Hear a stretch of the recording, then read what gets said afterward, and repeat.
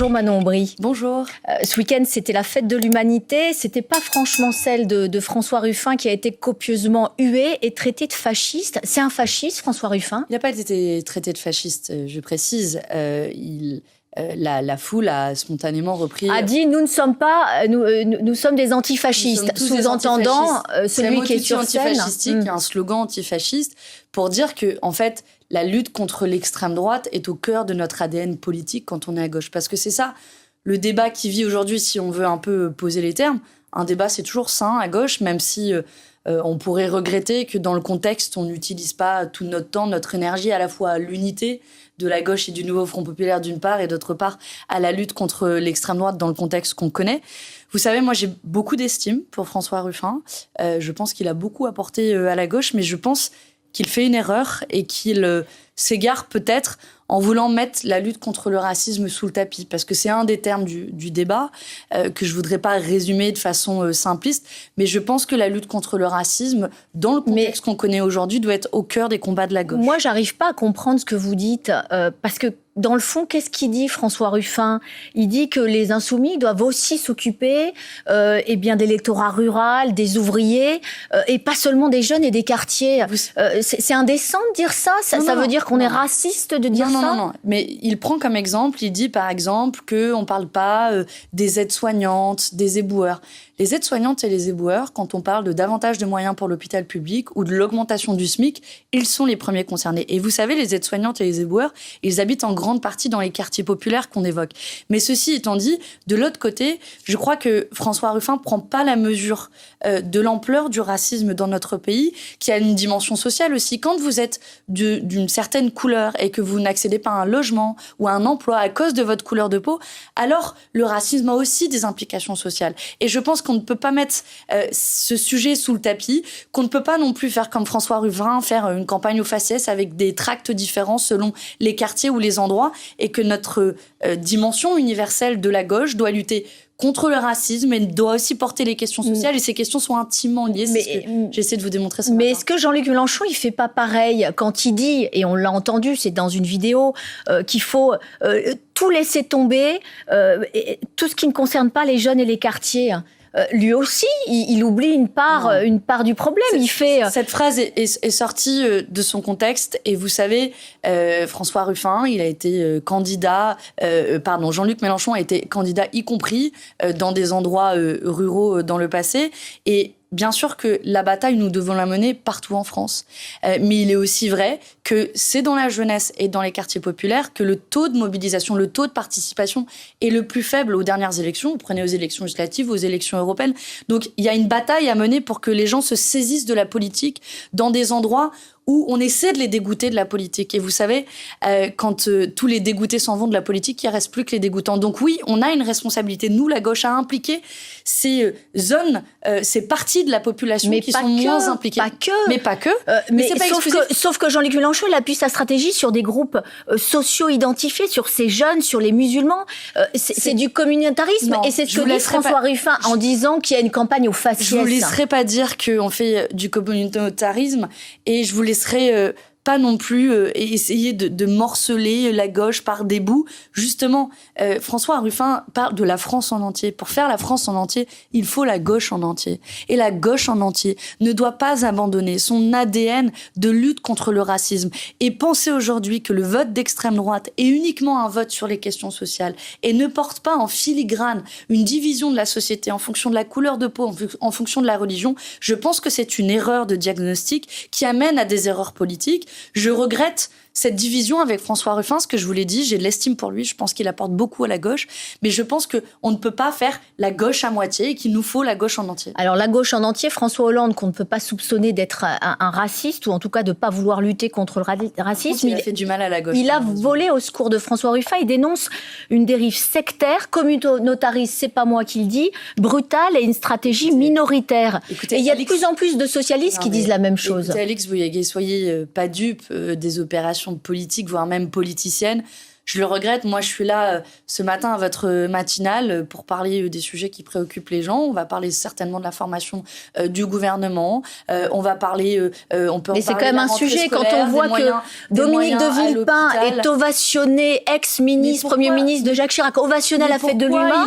François Ruffin, pourquoi il est ovationné? Parce qu'il porte une parole juste, y compris sur la situation à Gaza, où il enjoint l'État français, le gouvernement, à sa responsabilité. Mais avouez que c'est quand même étonnant. Et qu'il a posé des mots justes. Mais ce qui est étonnant, c'est le fait que Dominique de Villepin soit reconnu pour sa parole sur la situation internationale. J'ai par ailleurs des désaccords avec Dominique de Villepin. Je l'ai combattu sur le contrat première embauche, mais dit quelque chose de la dérive de notre milieu politique. Le fait que l'aiguillon politique se déplace de plus en plus à droite. Et quand Dominique de Villepin dit que, par exemple, il n'est pas normal que le nouveau Front populaire n'ait pas été nommé pour former un gouvernement, c'est la parole d'un démocrate, mais conclusion, d'un républicain. Conclusion, donc, moi, vous avez dit Lucie Castérien que le programme, tout le programme. Non, conclusion,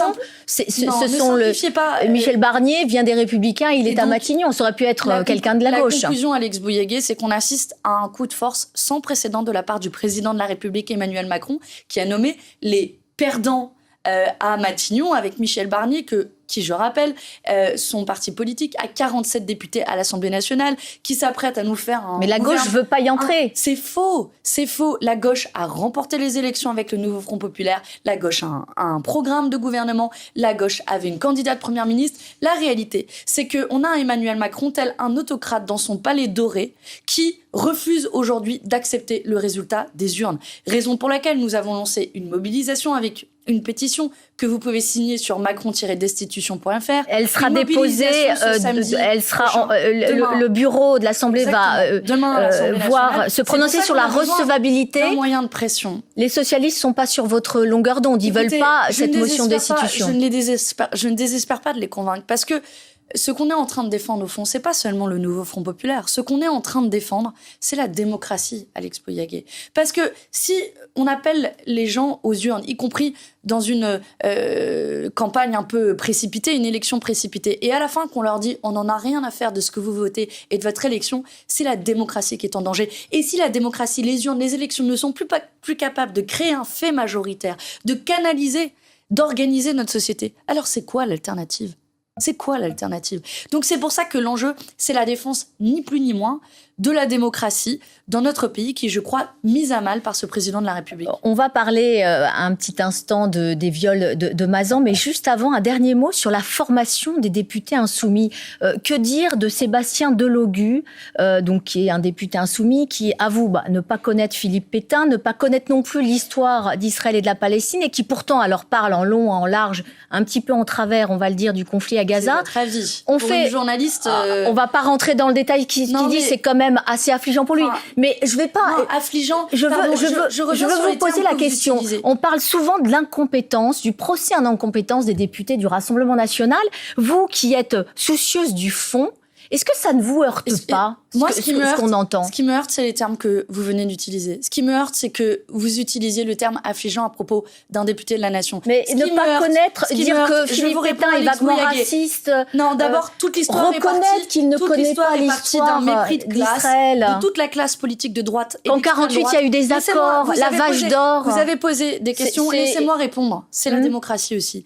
Moi, ce qui me choque et ce qui est affligeant, c'est la manière dont on se moque. Et tout est parti de mon collègue Sébastien Delogu et la manière dont il avait lu un texte à l'Assemblée nationale dans une intervention. Mais ça, je ne vous parle pas de ça. Moi, je ne vous parle pas de ça. Je vous parle du fond, de Philippe Pétain et du conflit à Gaza. Si vous me laissez répondre, Alex Bouillégué, je suis fière que Sébastien Delogu soit député de la Nation et qu'il soit un ancien chauffeur de taxi. Je suis fière que Rachel Keke, femme de ménage, était la première femme de ménage à l'Assemblée nationale avec la France insoumise. Je suis fière de la diversité de nos parcours. Et je vous le dis, la politique n'est pas réservée à une élite, à ceux qui ont des bacs plus 5 ou les bacs bac Je plus ne dis 10. pas ça du tout, Et je oui, juge sur le fond, Manon Aubry, juste sur le fond. Non, il a été jugé. Ne pas connaître il a été Philippe aussi Pétain. jugé. Est-ce que c'est pas grave quand même pour un député? Il a été aussi mais jugé. je ne le juge pas sur la forme, je ne suis que sur le fond. Vous le savez très bien que la polémique est partie de la forme. Et donc, moi, je suis fière de la diversité des profils. Et je veux le dire à ceux qui nous écoutent à cette heure un peu matinale avant d'aller travailler. Oui, la politique n'est pas réservée à une élite. Et on continuera à se battre pour ouvrir grand les portes et les fenêtres à toutes celles et tous ceux, quel que soit leur parcours politique. Parce que, au contraire, être un député de la nation, c'est venir des différents métiers qui composent aujourd'hui notre pays. Et j'en suis très fière.